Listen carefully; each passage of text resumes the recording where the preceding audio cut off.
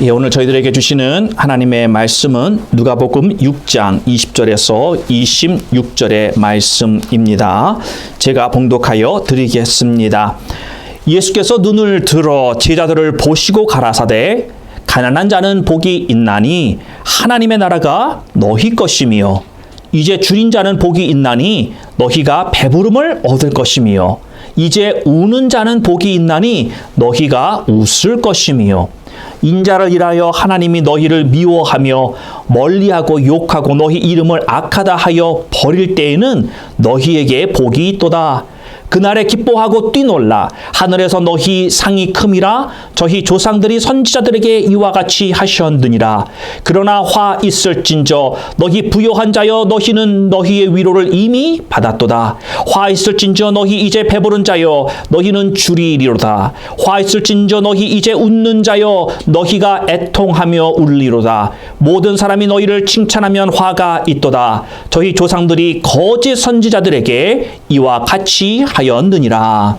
아멘. 예. 자, 오늘은 사복과 사화라고 하는 제목으로 여러분들에게 오늘 본문 이 누가복음 6장 20절부터 기록된 말씀을 가지고 함께 나누고자 합니다. 사복하면 무슨 말씀인지 아시죠? 예, 4가지 복이다 라는 말씀은 이해가 됩니다. 그런데 사화하면 뭐 4종류의 꽃인가 뭐 그렇게 생각할 수 있는데요. 여기서 화는 꽃이 아니라 우리가 화 영어로는 워 어떤 제가 좀 풀어서 얘기하면 저주 뭐 이렇게 말할 수 있겠습니다. 그래서 복과 화에 대해서 오늘 예수님께서 저희들에게 말씀해 주고 있습니다. 여러분 오늘 본문 읽으면서 이 말씀 어디서 많이 본 말씀인데 그런 생각 들지 않으셨습니까? 예, 어디에서 보셨죠? 네, 복음서, 마태복음에 나오는 팔복. 팔복에도 동일하게 기록이 되어 있습니다. 여러분 팔복하면 다 아시잖아요, 그렇죠? 그런데 팔복에는요 2가지 버전이 일단 있습니다. 그래서 마태복음에 그 복이 있고 오늘 이 누가복음 6장판이 있다라는 것입니다. 살짝 다른데요. 자, 이 세상에 복을 싫어하는 사람은 아마 없을 겁니다. 특별히 우리 한국 사람들이 이 복에 대한 그러한 민감한 민족도 많지 않을 것 같습니다. 우리는 다 복 받는 것을 좋아합니다. 그렇죠? 그거 싫어하는 사람이 누가 있겠습니까? 더군다나 복의 근원이신 오늘 우리 찬송한 대로 우리 하나님께로부터 오는 복이라면 두말할 나위 없이 우리는 그 복을 받기를 원합니다. 아멘. 예. 하나님은 우리들에게 복을 주시기를 원하시는 분입니다. 할렐루야.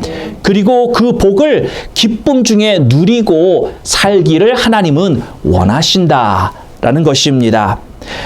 그런데 하나님은요, 우리들에게 복을 주실 뿐만 아니라 화도 주시는 분이라고 하는 걸 여러분 아십니까? 예, 조금 더 정확하게 얘기를 하면요, 하나님은 이 길로 가면 생명의 길, 복된 길이다. 그러나 저 길로 가면 화를 당하는 길이다. 이렇게 저희들에게 가르쳐 주십니다. 그러면서 우리들에게 선택권을 주신다고 하는 것이죠. 복된 길이 이 길이고 화를 당하는 곳이 이 길인데 너 앞에 이 2 길을 두었으니 너는 어느 길을 선택해 가겠느냐. 주님께서 우리들에게 선택을 주신다라고 하는 것입니다. 그러나 하나님의 마음은 어떤 마음이에요? 복된 길로 우리가 당연히 가기를 원하는 마음이 100%일 것입니다. 오늘 이 본문 말씀 가운데 4가지 복과 4가지 화의 길을 알려주시고 계십니다. 그러면서 우리에게 하나님이 선택권을 주세요. 그러면서 하나님의 마음속에는 우리가 주의 복 받는 길을 가기를 원하시는 그 하나님을 만나는 오늘 이 시간이 되기를 주님의 이름으로 축원드립니다. 자, 첫 번째 한번 같이 볼까요? 첫 번째 복과 첫 번째 화. 가난한 자는 복이 있나니 하나님의 나라가 저희 것이며, 이게 첫 번째 복이고요. 그거와 상반되는 첫 번째 화는 뭐냐? 화 있을진저 너희 부요한 자여 너희는 너희의 위로를 이미 받았도다. 그래서 첫 번째는 가난함과 부유함에 대해서 예수님이 말씀하고 계십니다. 여러분 마르틴 루터 종교개혁을 일으켰었던 위대한 믿음의 사람이었던 마르틴 루터가 이런 말을 했습니다. 하나님, 나는 당신 앞에서 거지입니다. 예. 요즘 거지라는 단어를 좋아하는 사람은 별로 없지요. 예, 그런 말 하면 상처되는 것 같아요. 그런데 마르틴 루터는 하나님 앞에 고백하기를 하나님 나는 거지입니다. 그렇게 말했다는 것입니다. 무슨 이 말이냐? 천지 만물을 지으신 주인 되시는 이 하나님 앞에서는 아무것도 없는 거지와 같은 존재가 바로 나라고 하는 것입니다. 여러분 비교가 어느 정도 돼야지 그래도 내가 조금 있다라고 말할 수 있는 것이죠.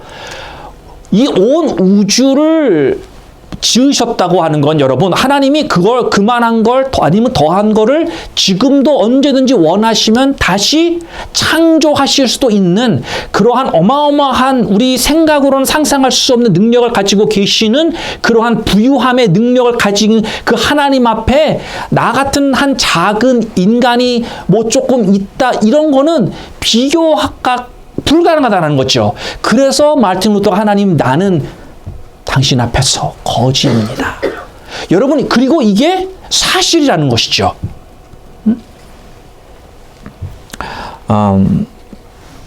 이 누가복음에서 말하고 있는 가난한 자는 복이 있나니 저 하나님의 나라가 너희 것이니라 하신 이 말씀에서의 가난함은요. 어떤 가난함을 말하고 있느냐면요. 물질의 가난함을 말하고 있습니다. 물질의 가난함. 그 당시에 여러분 이 유대인들이 하나님 앞에 예배를 드리면서 제사를 드리지 않습니까? 그러면 제사에 필요한 이런 번제물들을 가지고 나온다는 거죠. 그러면 부자가 이 성소에 와서 하나님 앞에 제사를 드릴 때 소나 양을 가지고 와서 제사를 드렸어요. 그리고 조금 그래도 괜찮게 사는 사람들은 뭐 좀 더 작은 거 이렇게 뭐 비둘기나 이런 동물들을 가져다가 제사로 드렸고 정말 가난한 자들은 어떻게 했느냐 이 곡식을 가지고 와서 소제로 하나님 앞에 드렸다라고 하는 것입니다. 그런데 이때 유대민족에게 주어진 이 죄사함을 받는 유일한 길이 바로 이 번제물을 드려서 하나님 앞에 내가 회개할 때 죄사함을 받았다라는 것입니다. 그런데 이 누가복음의 이 가난함은 뭘 말하냐면요. 하나님께 내가 너무나도 가난해서 곡식조차도 드리지 못해서 내가 지은 죄를 용서받을 길이 없는 그래서 내가 지옥으로 갈 수밖에 없는 그러한 가난함을 말씀하고 있는 것입니다. 여러분 이렇게 하나님께서 분명히 아무리 없어도 곡식 조금이라도 가지고 와서 그것을 통해서 너가 회개하고 하나님 앞에 죄사함을 받는 것이 죄사법이었단 말이에요. 이것밖에 죄사함을 받을 길이 없었다라는 거예요. 구약 시대에는.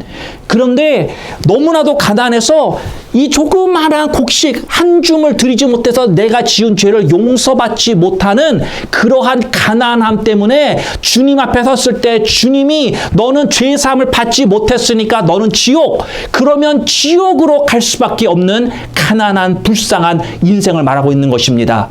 그런데도 주님께서 그걸 보시고 내가 너를 긍휼히 여기노라. 그러면 긍휼함을 받는 것이고 그렇지 않으면 그의 끝은 정해져 있는 너무나도 가난해서 내 죄사함을 받을 길이 없는 그러한 가난함을 여기서 말하고 있다라고 하는 것입니다. 그렇기에 이 가난한 사람은요 하나님을 철저하게 의지할 수밖에 없는 거죠. 하나님 나를 정말 긍휼히 여겨 주시옵소서. 얼마나 얼마나 간절한 마음으로 그 하나님 앞에 엎드렸겠습니까? 하나님이 아니면 도저히 내가 어떻게 움츠고 뛸 수도 없는 그러한 상태, 내가 더 이상 어떻게 아무것도 할 수 없는 완전히 helpless 그런 상태에 빠진 사람, 얼마나 가난한지, 하나님이 은혜를 베풀지 않으면 살 수 없는 사람, 바로 이러한 가난함을 누가복음 6장 20절에서 말씀하고 있는 것입니다.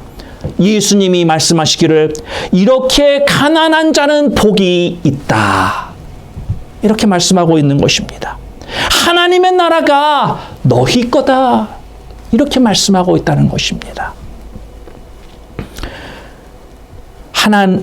우리 하나님은요, 우리를 좋은 것으로 채우시기를 원하시는 분인 줄로 믿습니다. 아멘. 할렐루야죠? 아멘. 네. 우리의 가난함을 우리 하나님께서 시시한 것으로 채우시지 않는다라고 하는 것입니다. 하나님은 우리가 가난할 때 우리를 채우시는 걸 뭘로 채워주시냐면요, 여러분 솔직히 우리 푸드뱅크 하면 제가 뭐가 나가나 이렇게 볼 수밖에 없어요. 눈에 보이니까. 그렇죠? 그런데 여러분 푸드뱅크 나갈 때 음식에요, 럭셔리 브랜드 음식 나가는 거 보신 적 있습니까? 없죠? 다 제네릭해요. 그렇죠? 그것만으로도 사실 감사할 일이긴 해요. 그런데 우리 하나님은 그렇지 않다라는 거죠. 예. 우리 하나님은요, 내가 가난할 때 시시한 것으로 제네릭한 걸로 채우시는 분이 아니라는 거예요. 우리 하나님의 속성은 지고지선하신 분입니다. 가장 선하신 것, 최고의 선으로 우리를 채우시기 원하시는 분이 하나님이라는 거예요.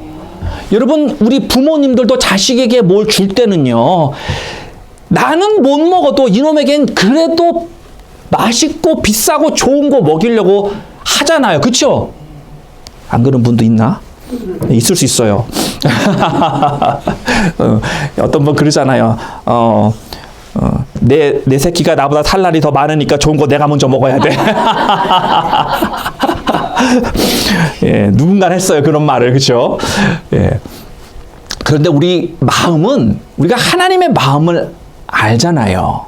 우리 하나님이 내가 그렇게 가난한데요, 대충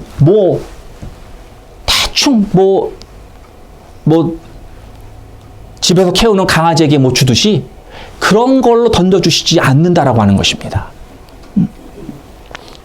자, 그래서 우리 하나님께서 이렇게 지고지선으로 채우시는 분인데 문제가 하나 있습니다. 그 문제가 뭐냐? 우리는 가난하지 않다라는 것입니다. 가난해야만 하나님이 채우시는데 우리 문제는 가난하지 않다라는 거예요. 우리의 그릇은 비워있지 않고 다른 것으로 채워져 있다는 것이 문제인 것입니다. 우리는, 내 그릇은 세상의 부요함으로 채워져 있어요. 내 그릇은 자아 실현을 통해서 느끼는 그 만족감으로 채워져 있다라고 하는 것입니다. 내가 가지고 있는 내 야망, 이것을 성취할 때 느끼는 그것으로 채우고 살아가고 있다라는 것입니다. 비워내야 하는데 비우지 않고 있는, 비워지지 않은 나의 그릇 때문에 하나님이 아무리 주고 싶어도 주지 못하고 있다라는 너무나도 가슴 아픈 현실입니다. 비우는 방법 계속해서 제가 말씀드립니다. 하나님의 말씀을 먹어야 됩니다. 그 말씀이 내 안에 들어와서요, 내 자신을 보게 만들어서 내가 하나님 앞에 얼마나 온전한 삶을 살지 못하고 있는지 깨달을 때 비로소 우리는 회개가 나옵니다. 그냥 회개는 절대 나올 수가 없어요. 내가 내 자신을 못 보면 회개가 안 됩니다. 불가능한 거예요. 내가 그렇게 회개할 때 내가 순종하고자 하는 진정한 마음이 생깁니다. 예. 여러분, 우리가 순종하고 싶은 마음 얼마나 많이 있어요. 그런데요, 마음이 정확하게 말하면 생각이 있는 거지, 진정한 순종하고자 하는 진실된 내 마음에 이러한 게 막 올라오는 상태는 아니라는 거죠. 지식으로 아는 거예요. 당연히 하나님의 말씀은 옳은 말씀이니까 그렇게 사는 게 도리야, 그게 만든 거야, 이런 내 지식적인 동의가 있는 것뿐이지 실질적으로 말씀을 순종하고자 하는 의지, 이 의지는 거의 없다라는 것이죠. 그래서 우리가 내일 또 우리의 생활 터전으로 돌아가면요, 나도 모르는 사이에 그냥 그 의지가 사라져버리고 그냥 세상에서 또 한 주간의 삶을 살게 되는 것이 바로 여기에 그 이유가 있는 것입니다. 자, 우리가 하나님 앞에 이렇게 순종할 때에 내 방식대로 채워졌었던 이제까지 잘못되어진 그런 것들이 내 안에서 이게 이제 꽉 뭉쳐 눌려 있었던 것이, 암축되어 있었던 것이요, 조금씩 실타래가 풀리듯이 풀리기 시작해서 그것이 조금씩 내 안에서 빠져나가기 시작한다라고 하는 것입니다. 한꺼번에 뻥 하고 되지 않는다라는 거예요.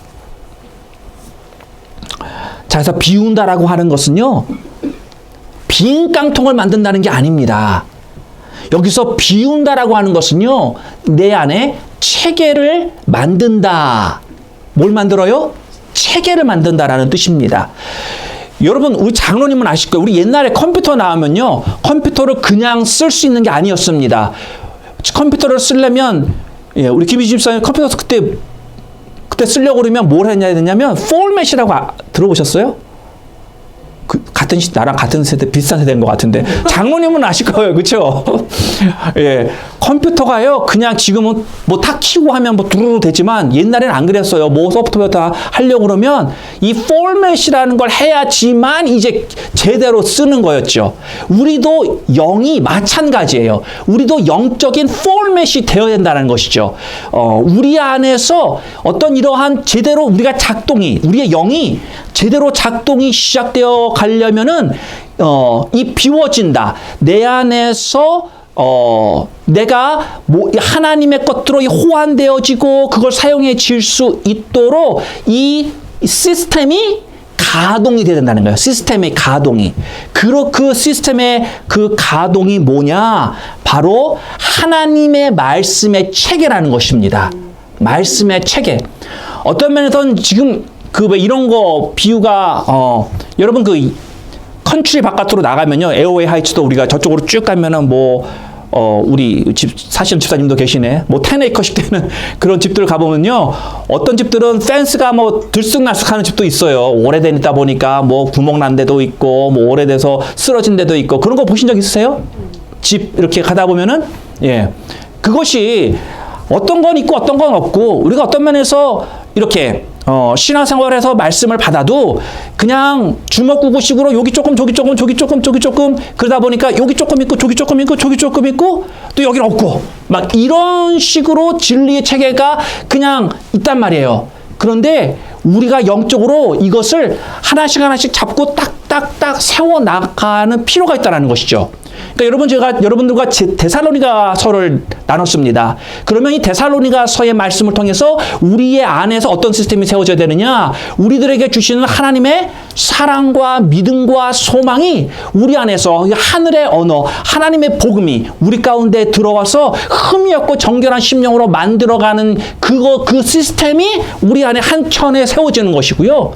또 이렇게 복음서를 통해서 예수님께서 주신 이 복음의 말씀들이 또 하나씩 또 이렇게 세워져 나아가는 것이고요. 또 예를 들면 요한 사도가 쓴 여러 가지 성경을 통하여서 하나님의 사랑의 깊음을 깨달아지고 정말 그 하나님의 사랑이라고 하는 것이 모든 내 영역 가운데 그것의 바탕으로 이루어져야 하는 것을 깨닫는 것이 또 다른 시스템의 한 부분을 세워 나아가는 것이고요. 로마서를 보면은 칭의, 성화, 영화의 단계로 우리가 어떻게 우리의 신앙이 세워져 나가야 되는가, 이런 것들을 하나씩 세워 나가다 보니까 중간에 갭이 없이 쫙 이렇게 일률적으로 시스템을 우리가 세워 나아갈 때 이렇게 이게 비워가는 거라는 것이죠. 비워가는 동시에 하나님이 내 안에서 그러한 시스템을 operate 해주시는 거예요. 돌아가게끔 해주시는 거예요. 그래서 우리는 이 신앙이라는 건 굉장히 다이내믹한 겁니다. 다이내믹한 거예요. 우리는 신앙생활 하는 게 패시브한 게 아니라는 거죠. 그냥 가만히 가는 대로 이렇게 가는 게 아니라요. 하나님과 나와 사는 것은요, 분명히 다이내믹한 게 있습니다. 지금 여기 앉아 계신 분들 중에요, 올해 이미 정말 신앙의 롤러코스터, 다이내믹한 부분을 경험하시고 또 그 가운데서 하나님을 더욱더 가까이 다가가시는 분들도 있습니다. 이제 그걸 통해서 우리가 성장하고 승리해 나가야 성장하는 거예요.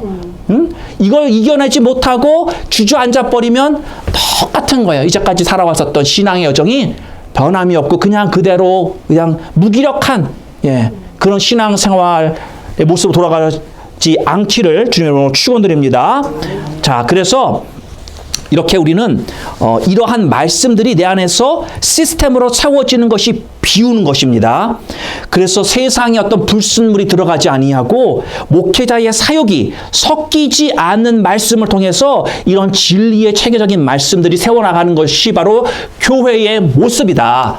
아멘. 예. 여러분, 제가 여러분에게 담대하게 하나님 앞에서 말씀드립니다. 저는 제 사역을 섞어서 절대 말씀을 안 하려고 이빨을 제가 꽉 물고 제가 그렇게 준비합니다. 어떤 분은 목사님 또 까시래 이렇게 말씀할 수 있지만 아니에요. 본문에 나와 있는 말씀에 충실한 겁니다. 그래서 저는 제가 말씀드리지만 될 수 있으면 그러한 저의 개인적인 사역을 저는 죽이고 말씀을 전하려고 절치부심하고 있다는 목표라는 걸 여러분 그걸 보시기를 바랍니다. 네. 자, 그 다음에 부유함을 말하고 있어요.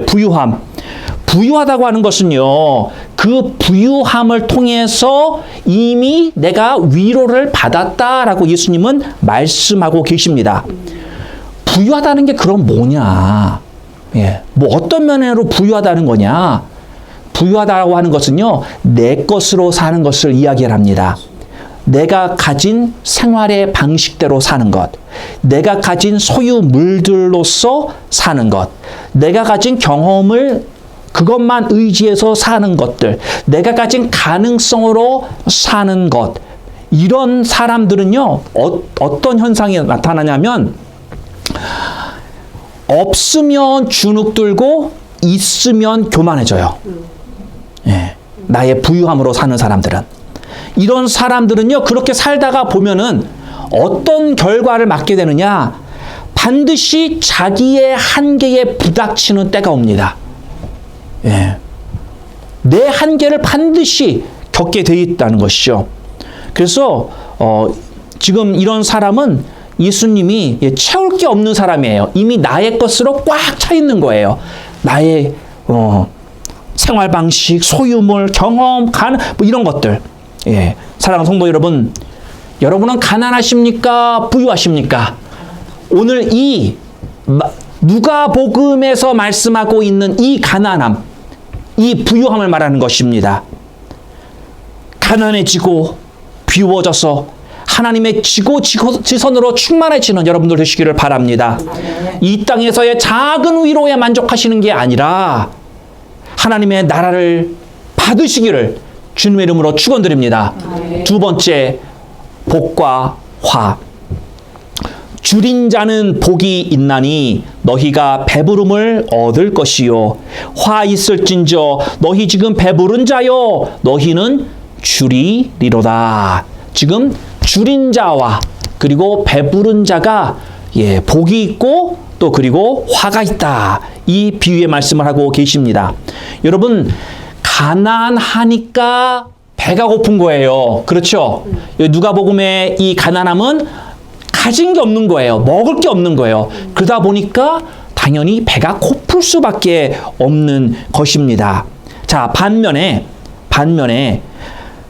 배부른 사람은요, 자기 방식으로 살기 때문에 자기 스스로의 부요함이 있는 줄 깨닫고 그것으로 만족하는 거죠.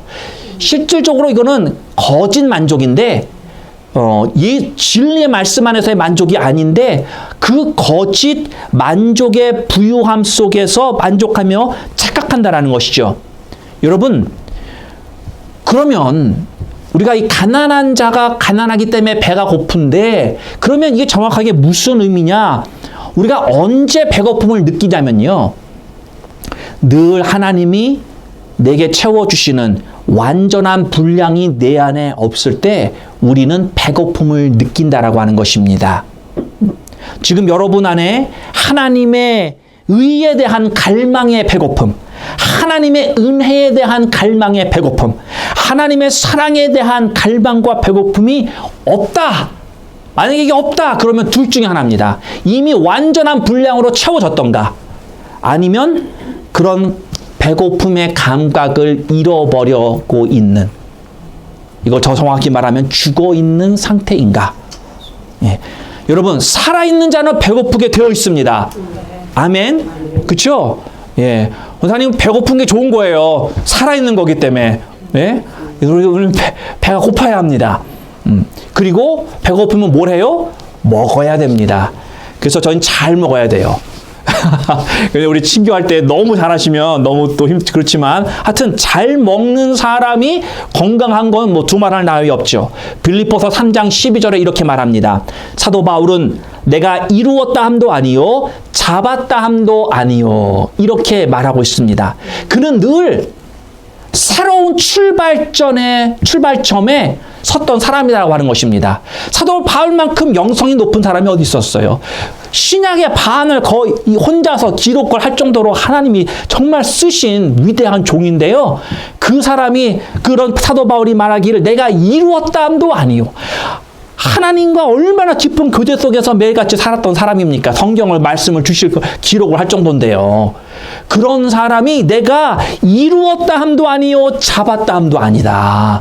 매일같이 그는 새로운 출발점에 서는 것 같죠. 여러분, 마라톤 운동 경기 올림픽 같은 거 보면은 육상 선수들이 줄 앞에 쫙 쓰잖아요. 그래서 앞에 있는 사람이 요이 요즘 말하면 이러면 안 되지. 일본 말이잖아요. 그렇죠? 근데 이제 앞에 있는 사람이 이제 총 쏘려고 하면서 뭐 쉽게 말하면 하나 둘 셋 하면 이제 땅 하고 뛰어나가잖아요. 사람들이 뛰려고 다 준비하고 있다는 거잖아요. 사도 바울도 그가 살고 있는 매일의 삶 가운데 그렇게 살았다라는 거예요. 내가 이미 피니시했다. 내가 이미 안정권에 들어갔다. 내가 이미 구원 받았다. 내가 이미 하나님의 큰 은혜 가운데 이미 살고 있다. 여기에 만족하고 거기 안에서 살고 있는 게 아니라 매일같이 새로운 출발점에서 오늘도 내가 주님과 함께 어떤 모양으로 내가 살아갈 것인가, 그것을 준비하며 새롭게 하나님이 준비 땅 하면은 또다시 오늘의 하루의 경주를 뛰어가려고 매일같이 새로운 마음가짐으로 살았다라는 거예요. 여러분, 우리는 언제 새로운 마음가짐 한번 잡아본 적이 When was the last time?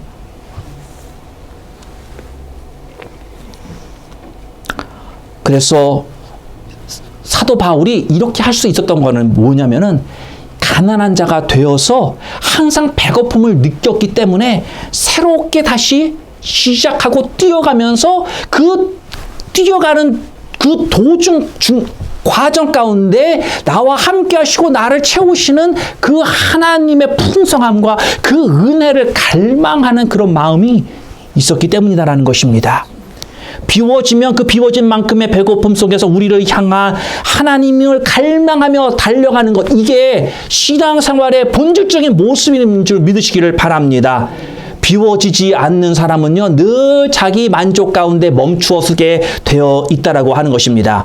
사랑하는 성도 여러분, 우리는 예배에 배고파야 합니다. 아멘. 하나님의 영광에 배고파야 합니다. 아멘. 하나님의 나라에 배고파야 합니다. 아멘. 하나님께서 나를 통하여 하신 일들에 대하여 배가 고파야 하는 줄 믿습니다. 아멘. 사랑하는 성도 여러분, 하나님에 대해 배고프기를 바랍니다. 너무나도 배가 고파서 이건 싫어, 저건 마음에 안 들어, 저건 아니야, 이렇게 편식하고 골라내는 게 아니라 너무나도 배가 고파서 하나님께서 주시는 대로 내가 하나님 먹겠습니다.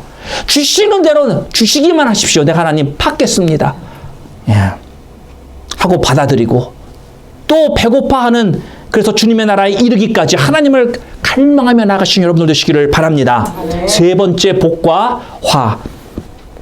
우는 자는 복이 있나니 너희가 웃을 것이며 웃는 자는 화 있을진저 너희가 애통하며 울리로다. 예, 제 말이 아닙니다. 예수님의 말씀입니다. 그렇죠? 오늘 우는 분이 몇 분 계셨어요.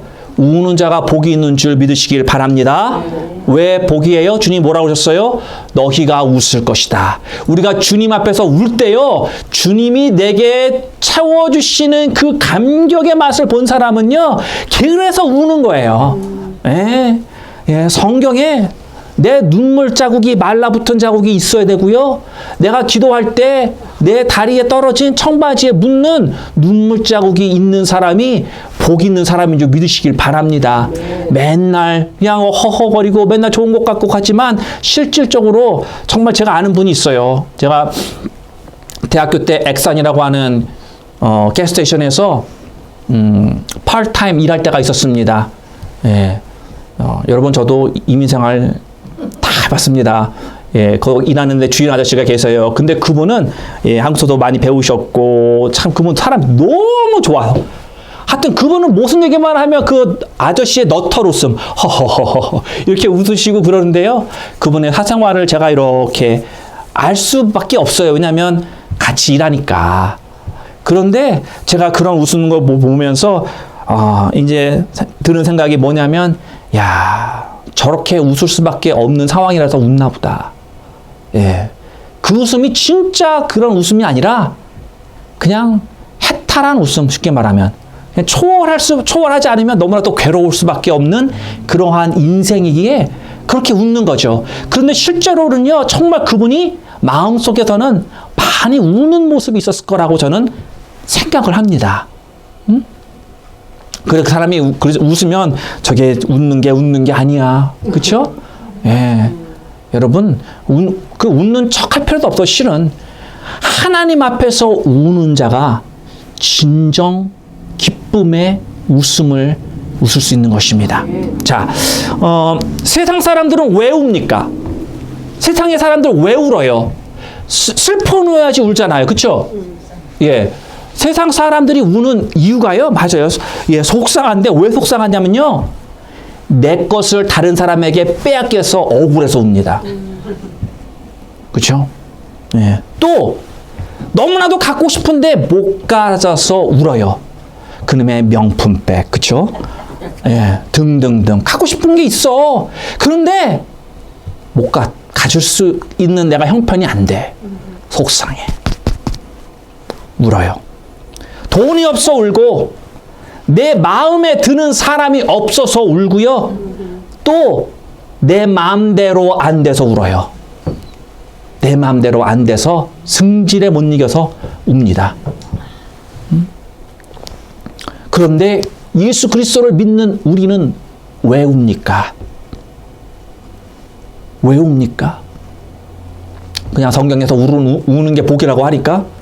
아니죠. 분명한 이유가 있습니다. 우리는 가난한 심령을 가져야 되고, 항상 배고파야 되고, 항상 비워내야 되는데 비워지지가 않아서 우는 겁니다. 이걸 분명히 내가 끊어내야 되는데, 이걸 내가 내려놔야 되는데 이게 안 내려놔줘요. 이게 이 생각을 멈춰야 되는데 이 생각이 자꾸만 내 안에서 올라와요. 응? 그럼 내가 미치겠는 거예요. 그래서 우리는 주님 앞에서 우는 것입니다. 내가 또 내 경험만을 의지해서 하나님의 또 다른 방법이 있는데 그걸 내가 배제했구나. 내가 또 나의 이성적인 생각만으로 나아가서 믿음으로 붙들지 못했구나. 내 이 불신 때문에 내가 믿음으로 바라보지 못해서 또 이걸 놓쳤구나. 하나님께 이걸 또 못 받았구나. 이 혈기를 죽여야 되는데 내가 또 못 죽여서 화를 냈구나. 내가 욕심을 또 부렸구나. 내가 포기하고 다른 사람을 배려해야 되는데 내가 또 나만을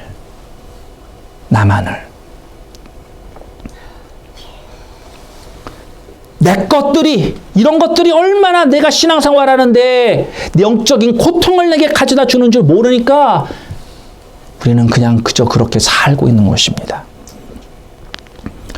여러분, 밥 맛있게 식사를 하잖아요.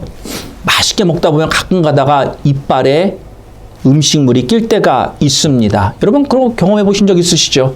어떤 분은 이빨에 이 뭐가 끼면 굉장히 불편해 하셔요. 그래서 이쑤시개로 이렇게 하시는데 어떤 분은요, 이쑤시개가 없으면 젓가락까지 들어가지고, 예, 그걸 빼는 분들이 있습니다. 근데 여러분 생각해 보세요. 그 이빨 사이에 낀 거를 내가 한동안 그냥 두면 어떻게 되죠? 안 빼도 그냥 살만해요. 그쵸? 예, 지금은 너무 이게 끼니까 이게 고통, 너무 불편하고 이제 그런 걸 느끼는데,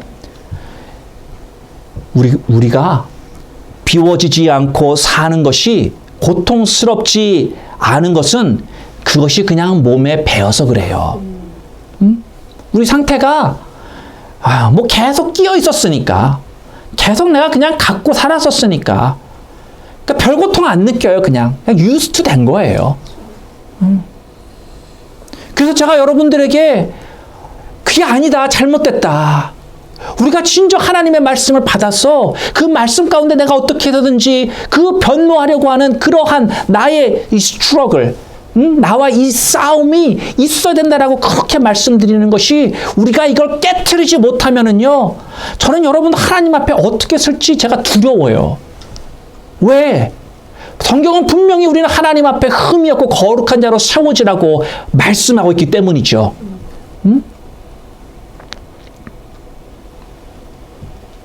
자, 그래서 우리는 계속 비워져야 됩니다. 할렐루야. 계속 비워져야지, 그래야지 어쩌다 한번 뭐가 꼈을 때, 이게 불편하고 괴롭고 어떻게든지 내가 해결하고 싶은 그런 마음이 든다는 것이죠. 그 수준까지 올라가시기를 주님 이름으로 축원합니다. 예, 그럼 계속해서 우리는 말씀 붙들어야 되는 거예요. 사랑하는 성도 여러분, 가슴을 늘 두드리시기를 바랍니다. 우시기를 바랍니다. 갖지 못해서가 아니라 내가 비워져야 할 게 비워지지 않아서, 포기해야 될 것이 포기되어지지 않아서, 끊어버려야 되는 줄 알고 있지만 끊어버리지 못하는 내 자신을 바라보며 애통해 하시는 여러분들 되시기를 바랍니다. 우리 안에 이 지독한 자와에 있는 이 싸움을 주님의 이름으로 승리하시기를 축원드립니다. 아멘. 네 번째, 이 마지막 복과 화. 핍박받는 자는 복이 있도다. 또 모든 사람이 칭찬하면 화가 있도다. 제 말이 아닙니다. 예수님의 말씀이에요. 맨 마지막 말씀 보면 놀라지 않습니까? 모든 사람이 너희를 칭찬하는 것이 너에게 화다라고 말하고 있어요. 근데 여러분, 놀란 일이 That's what we strive for. 모든 사람들에게 인정받으려고 우리는 별별난 행동을 다 합니다. 그쵸? 근데 예수님이 뭐라 그래요? 그게 내가 너 앞에 놓은 저주받는 길이라는 것이죠. 오히려 핍박받는 자가 복이 있다라고 예수님은 말씀하고 계십니다. 이게 왜 그러냐? 여러분, 가난해져서요, 내가 굶주렸어요. 그러면서 애통해하면서 내가 그럼에도 불구하고 그런 신앙생활을 하려고 포기하지 못하고, 내가 가난하고 내가 너무나도 괴롭지만, 배가 고파서 막 너무 짜증도 나고 그러지만, 이것을 놓지 못하는 이유는 하늘의 방법대로 하나님이 이렇게 사는 것이 내가 간 길이고, 너가 이렇게 사는 것을 원하는 길이다라고 분명히 말씀하고 있기 때문에 내가 포기하지 못해서 그걸 살고 있다는 것이죠. 하늘의 방식대로 사는 사람을 땅의 방식대로 사는 사람들한테는 거침이 됩니다. 거치는 존재가 된다라고 하는 것입니다. 세상 사람들이 진짜 제대로 신앙생활하는 사람을 볼 때에, 야, 꼭 저렇게 살아야 되냐? 응? 꼭 저렇게 살아야 되냐? 맨날 없어서 굶주리고 배고프고 주님 앞에서 맨날 울고, 저거 정말 찌질한 거 아니냐? 근데 예수님이 이렇게 살래요. 이게 복이래요. 세상 사람이 그런 우리의 모습을 볼 때 꼭 저렇게까지 살아야 되냐? 쟤네 이상해. 그리고 핍박한다라는 거죠. 이게 자연스러운 모습이다라는 것입니다. 여러분, 예수님을 한번 생각해 보세요. 예수님께서 3년 동안 공생활 하시면서, 여러분, 예수님이 핍박받았습니까? 사람들에게 뭐 존경받고, 물론 존경하는 마음 다른 사람들도 있었긴 했지만, 큰 그림을 볼 때 예수님이 핍박받으셨어요. 여러분이 진리를 가지고 진리대로 살려고 하니, 영원한 영광의 나라를 소망하며 하나님 말씀대로 산다. 그런데 모든 사람이 여러분을 다 좋아한다. 그럼 뭔가 잘못된 겁니다. 진리를 갖고 살면 모든 사람이 여러분을 좋아할 수 없다는 것입니다. 믿지 않는 남편, 믿지 않는 부인, 믿지 않는 시부모, 믿지 않는 자녀, 믿지 않는 상사와 직장 동료, 믿지 않는 친구들과의 관계가 불편할 수밖에 없는 것입니다. 나 오늘 주일날이 나 예배하러 가야 돼. 뭔 소리야? 나 거의 당연히 불편해질 수밖에 없는 거예요. 그래서 결과적으로 어떤 현상이 나타나냐면 왕따를 당하기도 하고 미움도 받고 차별 대우도 당하고 핍박을 받을 수밖에 없다는 것입니다. 여러분 신앙생활 하면서요, 이 땅에서 많은 사람들에게 박수받고 많은 사람들에게 인정받는 거, 그거 잘못된 겁니다. 그거는요, 하늘 나라에 갔을 때 내가 하나님 앞에 받으려고 생각하셔야지, 이 땅에서는 핍박받는 게 오히려 예수님이 가신 그 삶을 보십시오. 핍박받는 게 당연한 거예요. 우리 공동체 안에서는 우리가 정말 격려해주고 위로해주고 박수주고 그런 부분이 있긴 하지만 세상에서는요, 당연히 우리는 핍박을 받아야 되는 존재라는 것입니다. 하늘의 방식으로 사는 자는 가난합니다. 굶주립니다. 애통해합니다. 비워내는 것입니다. 그것은 고난과 환난과 좁은 길로 가는 자의 모습입니다. 하나님께서는 모든 교회와 모든 인류가 하나님의 영광에 이르기를 원하시지만 그것을 수용하고 가는 사람들은 결코 많지 않다라고 하는 것입니다. 우리 반석 공동체에 속한 하나님의 자녀분들, 여러분들은 비록 좁고 험한 길일지라도 주님이 원하시기에 이 길을 가시기를 주님의 이름으로 축원합니다. 사람의 인정을 받으려고 애쓰지 마십시오. 사람의 인정이 중요한 것이 아닙니다. 그것은 화가 있다라고 예수님께서 분명히 오늘 말씀하고 계시지 않습니까? 사람의 인정을 받으려고 애쓰는 것이 아니라 바로 우리 하나님의 인정받는 것이 진정한 인정이고 그것이 진정 복이라고 하는 것을 우리가 다시 한번 마음속에 새기기를 바랍니다. 말씀을 맺겠습니다. 사랑하는 성도 여러분, 하나님은 여러분을